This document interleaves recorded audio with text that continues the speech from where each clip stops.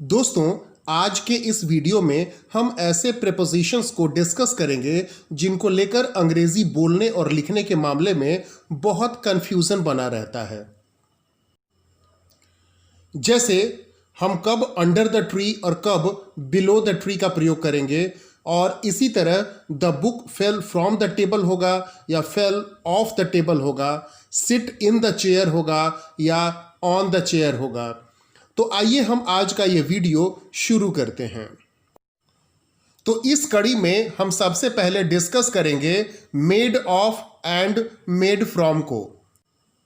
जब किसी चीज को बनाने में इस्तेमाल हुए रॉ मटेरियल का रूप नहीं बदला जाए तो हम इस केस में प्रेपोजिशन के तौर पर ऑफ का यूज करेंगे। जैसे a notebook is made of paper, यानी नोटबुक कागज का बना होता है। उसी तरह से अगला सेंटेंस है a house is made of BRICS, यानी कोई मकान ब्रिक्स यानी ईंटों का बना होता है। यह जाहिर है कि नोटबुक बनाने में कागज का जस का तस इस्तेमाल किया जाता है। ऐसा नहीं है कि कागज से हम कुछ और बनाते हैं और फिर उसके बाद हम उस चीज से नोटबुक बनाते हैं। इसी तरह से मकान बनाने के लिए ईंटों का इस्तेमाल किया जाता है, लेकिन ईंटों का रूप किसी भी तौर पे नहीं बदला जाता, बल्कि ईंटों का सीधे सीधे तौर पे मकान बनाने के लिए इस्तेमाल होता है। इसलिए इन दोनों ही सेंटेंसेस में मेड के बाद प्रेपोजिशन के तौर पर ऑफ का इस्तेमाल किया गया है।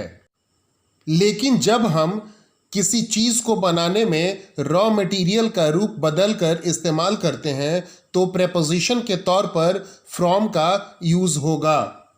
जैसे butter is made from milk, या फिर sugar is made from sugar cane, या फिर notebook is made from tree. अब इन तीनों सेंटेंसेस को हम एक एक करके डिस्कस करेंगे। बटर को बनाने के लिए मिल्क को कन्वर्ट किया जाता है कर्ड में या फिर कई दूसरी चीज़ों में, और फिर उसके बाद हम बटर बनाते हैं। उसी तरह से शुगर केन से हम जूस निकालते हैं, फिर उसके बाद उसे बॉयल करते हैं और फिर तब उसके बाद हम शुगर बनाते हैं। इसी तरह नोटबुक ट्री से बनाया जाता है, यानी पेड़ों से बनता है, लेकिन हम नोटबुक बनाने में पेड़ों का सीधे सीधे इस्तेमाल नहीं करते, बल्कि पेड़ों की लकड़ियों का लुगदी बनाते हैं और उस लुगदी से कई प्रोसेस से गुजरने के बाद कागज तैयार होता है। यानी इन तीनों सेंटेंसेस में बटर, शुगर और नोटबुक, इन तीनों को बनाने के लिए इनके रॉ मटेरियल्स का रूप बदल दिया जाता है। इस वजह से यहां प्रेपोजिशन के तौर पे हमने फ्रॉम का इस्तेमाल किया है। इसी तरह का अगला सेंटेंस है wine is made from grapes. कहने का मतलब यह है कि ग्रेप्स से सीधे सीधे वाइन नहीं बनता है, बल्कि ग्रेप्स से जूस निकालते हैं, फिर उसका डिस्टिलेशन किया जाता है और तब जाकर उससे वाइन बनाया जाता है। इसी तरह chairs are made of would.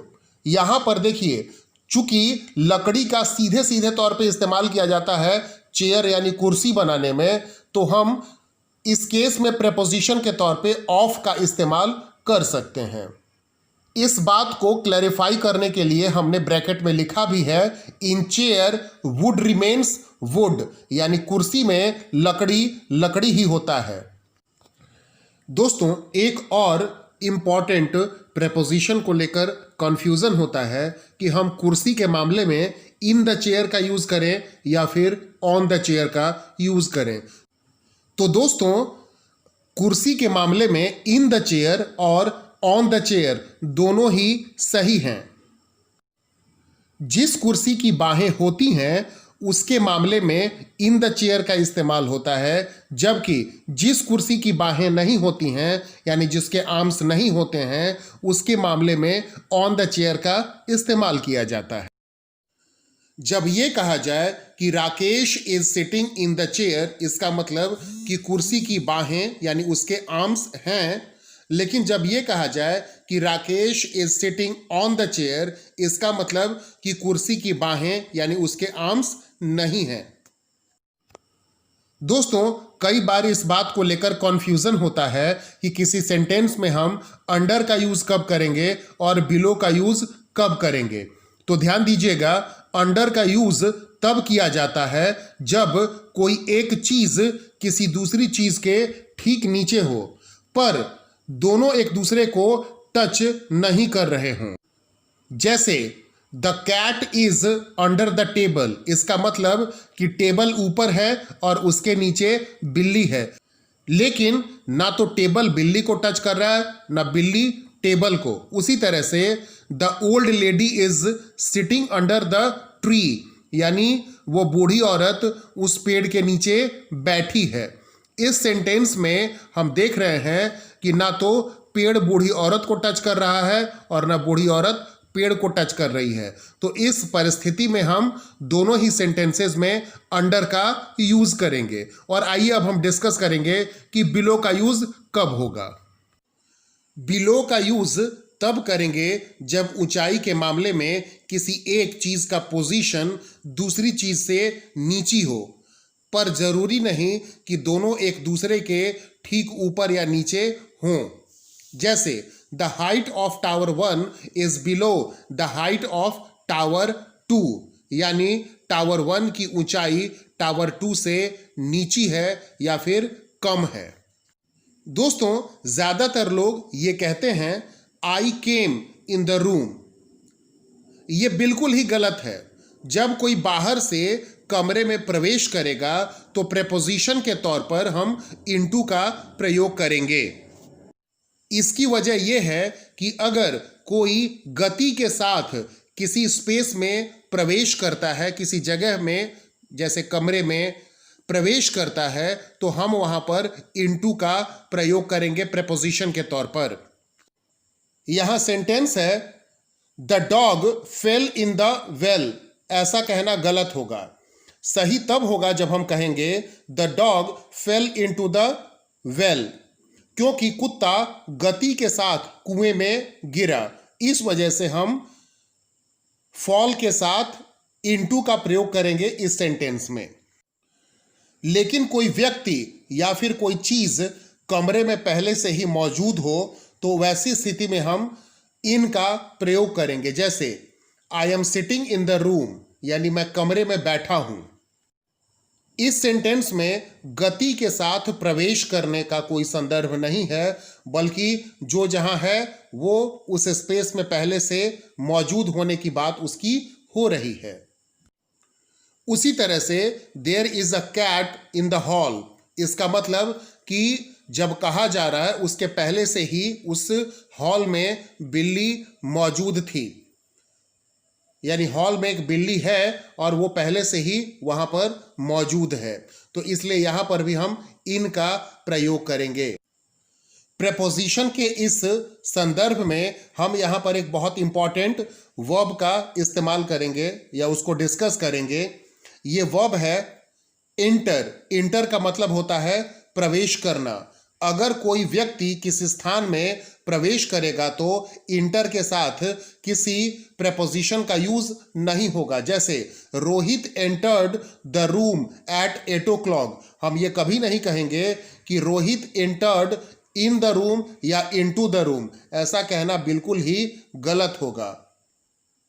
आप ये देख सकते हैं कि हमने इस सेंटेंस में एंटर और रूम के बीच किसी प्रेपोजिशन का यूज नहीं किया है। अगला सेंटेंस है Rakesh entered his house with his father. Rakesh ने अपने पिताजी के साथ अपने घर में प्रवेश किया। यहां पर भी हम एंटर के बाद किसी प्रेपोजिशन का इस्तेमाल नहीं कर रहे हैं। लेकिन अगर कोई इंसान किसी फिजिकल स्पेस के बजाय किसी एक्टिविटी यानी गतिविधि को शुरू करता है तो इस केस में हम एंटर के साथ इनटू का यूज करेंगे। जैसे my father had entered into this business in 1982।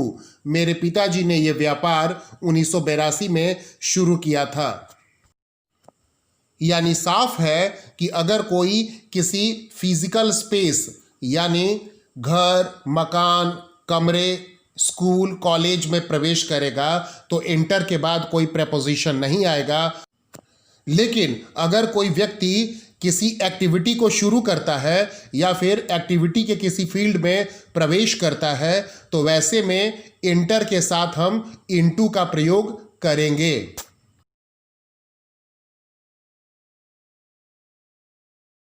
जैसे I have just entered into this discussion, यानी मैं अभी अभी इस डिस्कशन में शामिल हुआ हूं। My friend entered into education sector 5 years ago, मेरा दोस्त 5 साल पहले शिक्षा क्षेत्र से जुड़ा या शिक्षा के क्षेत्र में उतरा। दोस्तों, रीच REACH रीच ये एक वर्ब है जिसका मतलब होता है कहीं पहुंचना। याद रखिएगा, रीच के साथ पहुंचने वाले स्थान के पहले किसी प्रेपोजिशन का प्रयोग नहीं होता है। जैसे I reached my village in the night, यानी मैं अपने गांव रात में पहुंचा। यहां रीच्ड और माई विलेज के बीच कोई प्रेपोजिशन नहीं है। They reached Delhi in the morning, वे लोग सुबह दिल्ली पहुंचे। यहां पर भी रीच्ड और दिल्ली के बीच कोई प्रेपोजिशन नहीं है। जबकि अराइव का मतलब भी पहुंचना ही होता है, लेकिन अराइव के साथ प्रेपोजिशन के रूप में एट या इन का प्रयोग होता है। जब पहुंचने का स्थान छोटा हो तो एट का और बड़ा हो तो इन का प्रयोग होगा। Use arrive in for cities, states and countries. Use arrive at for buildings and parts of buildings, station, airport, college, etc.